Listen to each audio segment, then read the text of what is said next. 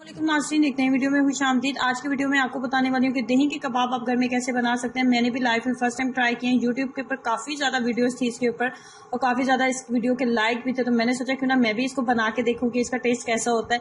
तो वीडियो के एंड में मैं आपको बताऊँगी कि मुझे इसका टेस्ट कैसा लगा था। मैंने एक मलमल का कपड़ा लिया था और उसके अंदर डाल दिया था आधा किलो के करीब दही और उसको हैंग कर दिया था। जब उसका तमाम एक्स्ट्रा पानी निकल गया था तो मैंने 1 घंटे के लिए इसको फ्रीजर में रख दिया था। 1 घंटे के बाद ये कुछ फाइनली इस तरीके का आधा किलो दही से ये तैयार हो गया था। उसके बाद मैंने इसके अंदर डाले थे आलू। वैसे जितनी भी वीडियोस मैंने देखी थी उसमें आलू नहीं डाला गया था, लेकिन मुझे लगा कि आलू के साथ इसका टेस्ट मज़ीद अच्छा हो जाएगा, थोड़े एक्स्ट्रा क्रिस्पी हो जाएंगे, तो आलू इसके अंदर डालने चाहिए। इसकी बाइंडिंग नहीं हो सकती, इसलिए इसके अंदर बेसन का डालना ज़रूरी है। बेसन नहीं है तो मैदा डाल लें, कॉर्नफ्लोर भी आप डाल सकते हैं, लेकिन मैंने इसके अंदर बेसन ही डाला था। 2 खाने की चम्मच मैंने इसके अंदर बेसन डाला था।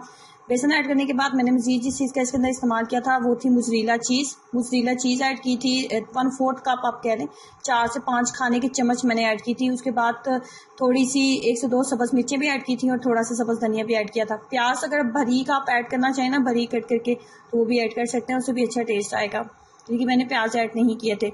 उसके बाद मैंने डाला था इसके अंदर नमक 1 टीस्पून चाट मसाला डाला था और 1 टीस्पून गरम मसाला पाउडर ऐड किया था।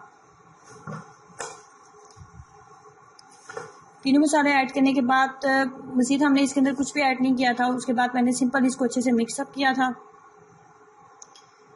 दही, चाट मसाला और गरम मसाला तीनों को मैंने 1 टीस्पून और 1 टीस्पून लिया था। उसके बाद इसको कर लेना है अच्छे से मिक्सअप। बहुत अच्छे से पानी वगैरह डालने की ज़रूरत नहीं है, दही की वजह से ये बहुत अच्छे से बन जाएगा। उसके बाद हाथ के ऊपर घी या कुकिंग ऑयल का इस्तेमाल ज़रूर करें ताकि हाथों के साथ चिपके ना और शेप अच्छे से हम दे सकें। उसके बाद जैसे शामी कबाब या गोल कबाब वगैरह बनाए जाते हैं, बिल्कुल उसी तरीके से हम इसको बनाएंगे और ब्रेड क्रम्स के साथ करेंगे इसकी कोटिंग। ये करना बहुत ज़रूरी है, ब्रेड क्रम्स इसको एक्स्ट्रा क्रिस्पी बना देंगे।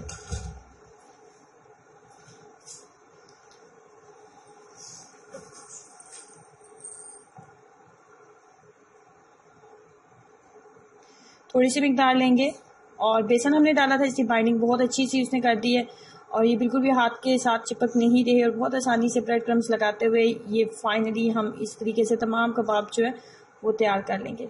उसके बाद बहुत ज़्यादा घी का या कुकिंग ऑयल का इस्तेमाल मैंने नहीं किया और नॉनस्टिक बर्तन के अंदर, नॉनस्टिक फ्राई पैन के अंदर हम इसको फ्राई करते जाएंगे।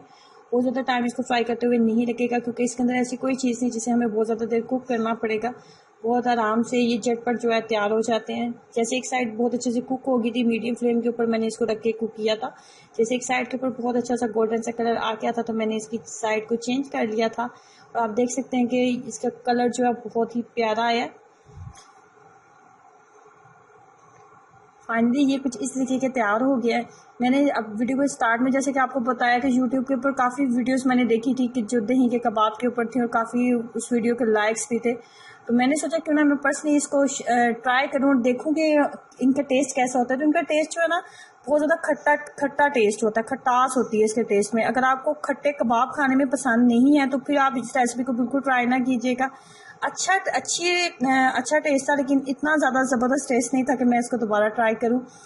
तो ऐसे बनते हैं जी दही के कबाब, खाने में खट्टे खट्टे होते हैं और थोड़े क्रिस्पी भी होते हैं। तो इसको ट्राई करने में अपना एक्सपीरियंस जरूर शेयर कीजिएगा। वीडियो को लाइक करना और चैनल को सब्सक्राइब करना मत भूलें। अल्लाह हाफिज़।